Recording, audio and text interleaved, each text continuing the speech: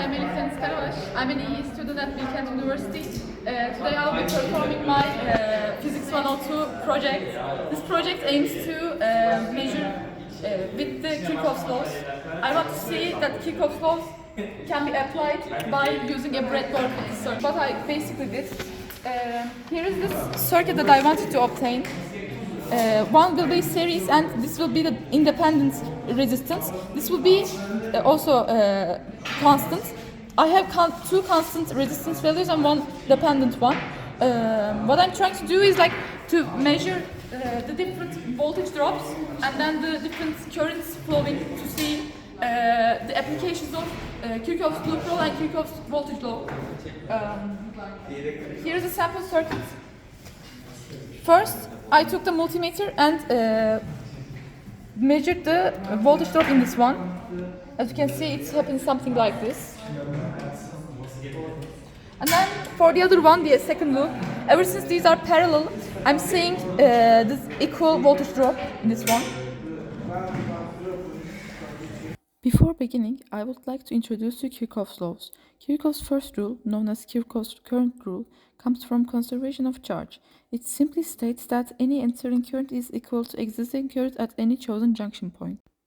Kirchhoff's second rule, as known as Kirchhoff's loop rule, indicates that sum of all voltage drops and gains are equal to zero due to conservation of energy. Here is my circuit. I specified the nodes and wrote the equations accordingly. After obtaining the node, I applied Kirchhoff's current law and Kirchhoff's voltage law according to its principles and obtained these following equations.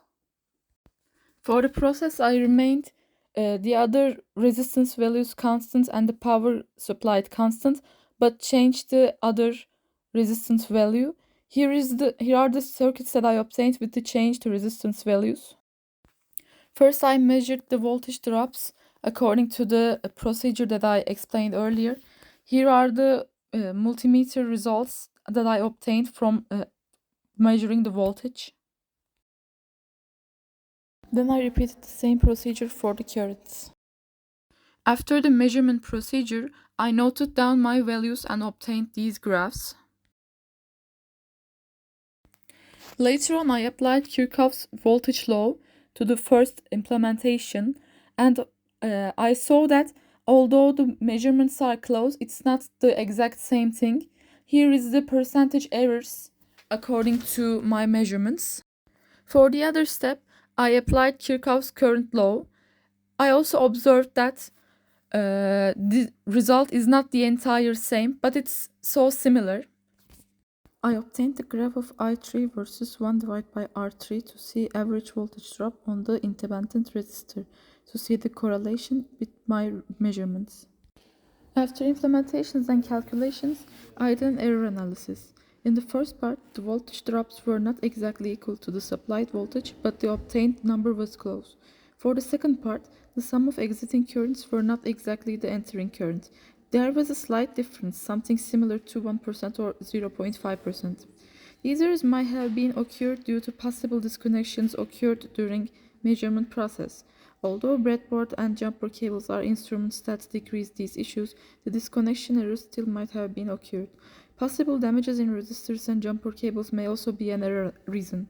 I also observed that although I arranged DC power supply to 10 volt fix, the supplied voltage was something different. This is a DC power supply issue.